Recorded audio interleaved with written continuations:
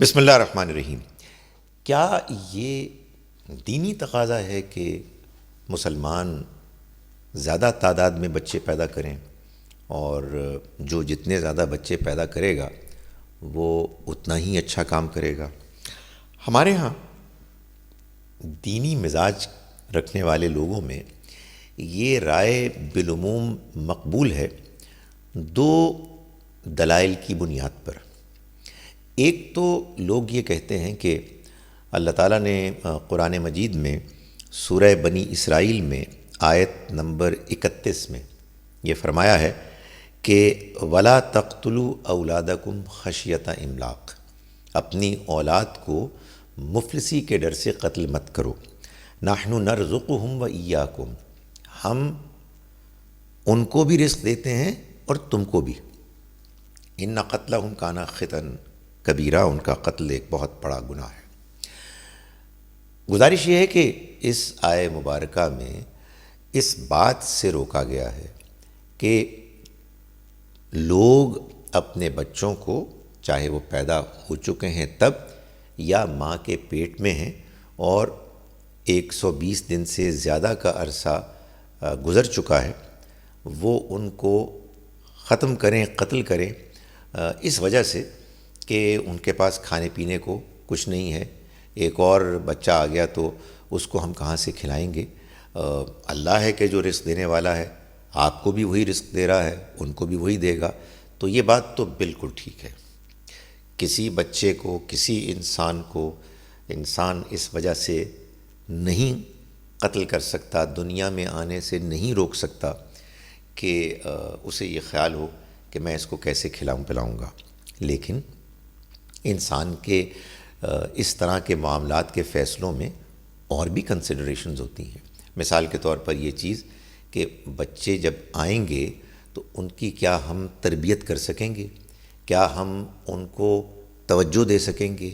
جو بچے جتنے ابھی ہمارے پاس ہیں ان کے علاوہ اگر کچھ اور آ گئے تو کیا ماں اپنے اندر یہ ہمت، سکت، سٹیمنا رکھتی ہوگی کہ وہ ان کی بھی دیکھ بھال کرے؟ یہ وہ چیزیں ہیں کہ جن کا فیصلہ ہم کو کرنا ہوتا ہے۔ ہمیں اللہ تعالیٰ نے وہ طریقہ دیا ہے کہ جس کے بعد بچے پیدا ہوتے ہیں، اس وجہ سے ہم ہی کو فیصلہ کرنا ہے کہ ہم اس طریقے کو اختیار کر کے بچوں کو اس دنیا میں آنے کا ان کے آنے کا امکان پیدا کریں۔ یہ ظاہر ہے کہ ایک ذمہ دارانہ فیصلہ ہے جس میں باپ اور ماں دونوں کو سوچ لینا چاہیے کہ یہ ایک اہم ذمہ داری ہے کہ جس کو کہ انہیں نبھانا ہے۔ اس وجہ سے یہ فیصلہ مل جل کر سوچ سمجھ کے کرنا چاہیے۔ دوسری دلیل جو عام طور پر دی جاتی ہے وہ یہ ہے کہ نبی اکرم صلی اللہ علیہ وسلم نے یہ فرمایا کہ آپ نے مسلمانوں کو اس بات کی تلقین کی کہ وہ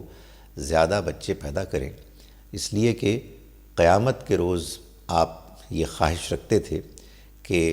آپ کی امت تعداد میں زیادہ ہو۔ ظاہر ہے کہ حدیث میں جو بات بیان ہوتی ہے اس سے قطع نظر کہ اس کے الفاظ بعین ہی ایگزیکٹلی وہ ہیں کہ جو بیان کیے جا رہے ہیں کہ وہ حضور نے فرمائے، یا یہ کہ اس میں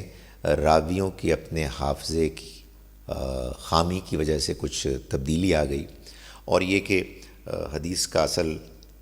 کانٹیکسٹ، اس کا سیاق سباق کیا تھا، اس کو ہم نہیں جانتے۔ لیکن اس سے قطع نظر اس حدیث میں جو بات بیان ہوئی ہے، ظاہر ہے کہ اس کا یہ مطلب تو نہیں ہو سکتا کہ نبی صلی اللہ علیہ وسلم نے فرمایا کہ میں چاہتا ہوں کہ قیامت کے روز میری امت کے افراد سب سے زیادہ ہوں، چاہے ان میں ایک تعداد خدا نخواستہ جہنم میں جائے۔ آپ نے اگر اس بات کی خواہش کی تو ظاہر ہے کہ وہ جنتیوں کے لیے کی ہوگی۔ ہم خود سے تو طے نہیں کر سکتے کہ کون جنت میں جائے گا، کون جہنم میں جائے گا، مگر ہم خود سے یہ تو طے کر سکتے ہیں کہ ہم اپنی اولاد کے لیے ایسی تربیت کا بندوبست کریں کہ ان کے جنتی ہونے کا امکان ہو جائے۔ اگر بات یوں ہے کہ حضور نے یہ خواہش فرمائی کہ جنت میں آپ چاہتے ہیں کہ